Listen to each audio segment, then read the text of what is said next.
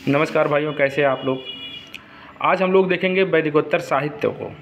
वैदिकोत्तर साहित्य मतलब वैदिक के बाद जो साहित्य आया, वेदों के समय के बाद के जो साहित्य आया उसको हम वैदिकोत्तर साहित्य कहते हैं।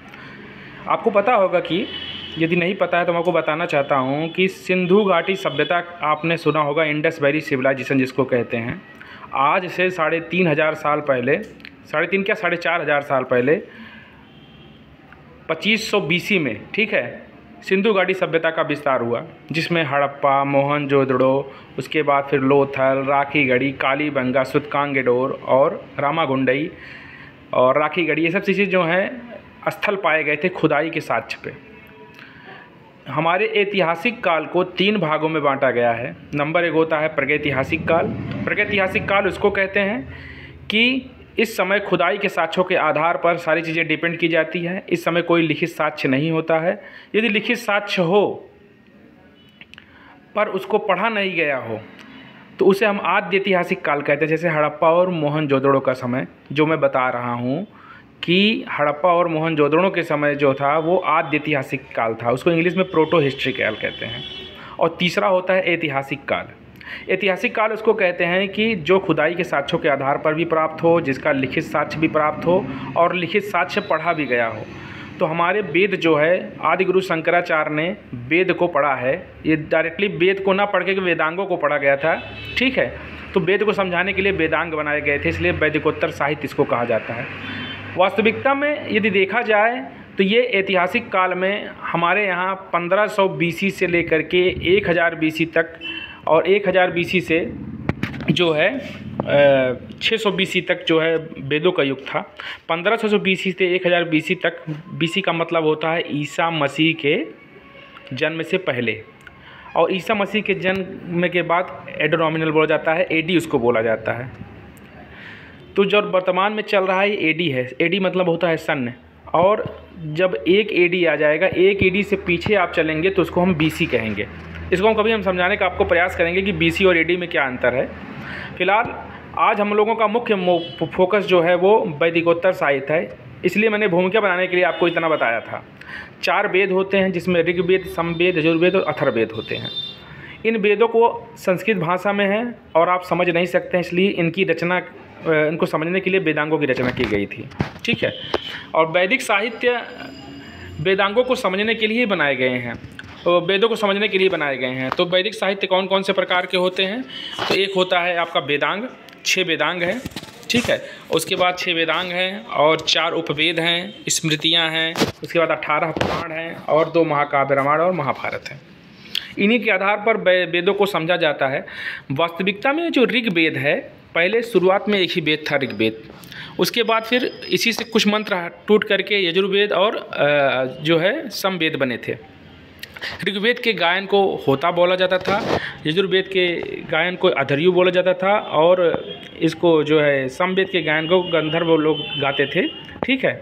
इसमें नृत्य की व्यवस्था थी और उद्गाता बोला जाता था इनके गाने वाले को, ठीक है। इतना आपको क्लियर होगा। इन तीनों को मिला करके वेदात्रयी बोला जाता था। बाद में पिपलाद और भगवान शिव के जो अनुयायी थे, इन सब ने मिल करके जो है चौथा वेद एक निर्माण किया था, जिसे हम अथर्ववेद कहते हैं, ठीक है। इसके गायनकर्ता को हम ब्रह्मा बोलते थे। मैं आपको ओरली बताते हुए चल रहा हूँ जिससे कि ज़्यादा से ज़्यादा चीज़ें आपको समझ में आएँ। तो ये सब चीज़ें थी।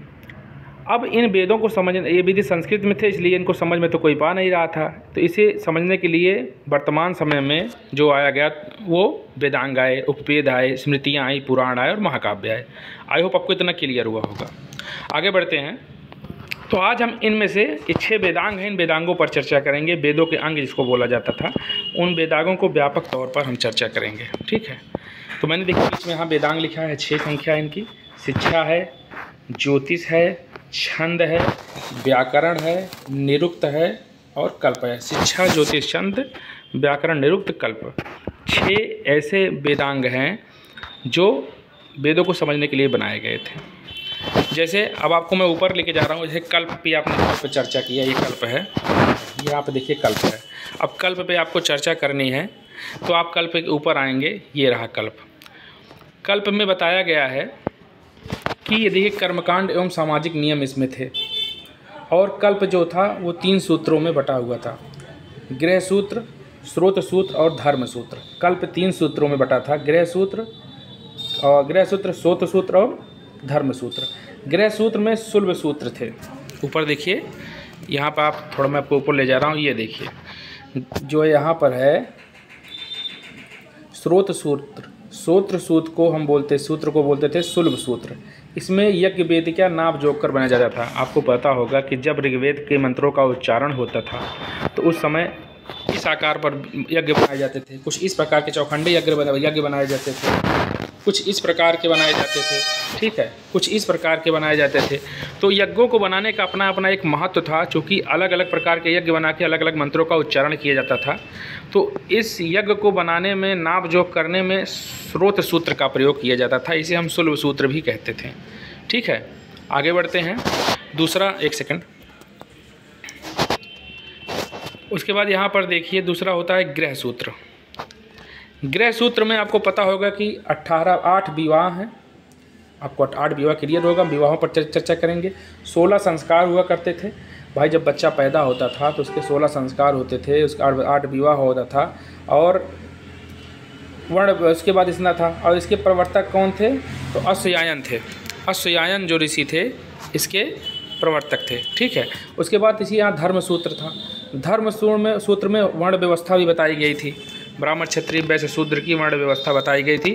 फिलहाल ऋग्वैदिक काल में यह व्यवस्था जो थी कर्म आधारित थी, लेकिन उत्तर वैदिक काल में जब कृषि के साक्ष्य मिले और 1000 AD के पास, BC के पास आसपास जो है, जब अतरंजी खेड़ा उत्तर प्रदेश में लोहे के साक्ष्य मिले तो वहाँ से यह क्लियर हो गया कि अब आर्यों के जीवन में अस्थायित्व आ रहा है, क्योंकि वैदिक युग में आ रही थे और ये आर्य समाज जो था वो ग्रामीण समाज था, जबकि सिंधु घाटी सभ्यता का समाज था वो क्या था, वो शहरी समाज था, प्रथम नगरी सभ्यता थी। तो ये चीज़ें आपको क्लियर होनी चाहिए। कोई का भी क्वेश्चन पूछ लिया जाता है। अभी आपको पेट में देखिए किस तरीके से अंदरूनी क्वेश्चन पूछे गए थे, इस कारण मैं इस हिसाब से लेकर के आया हूँ।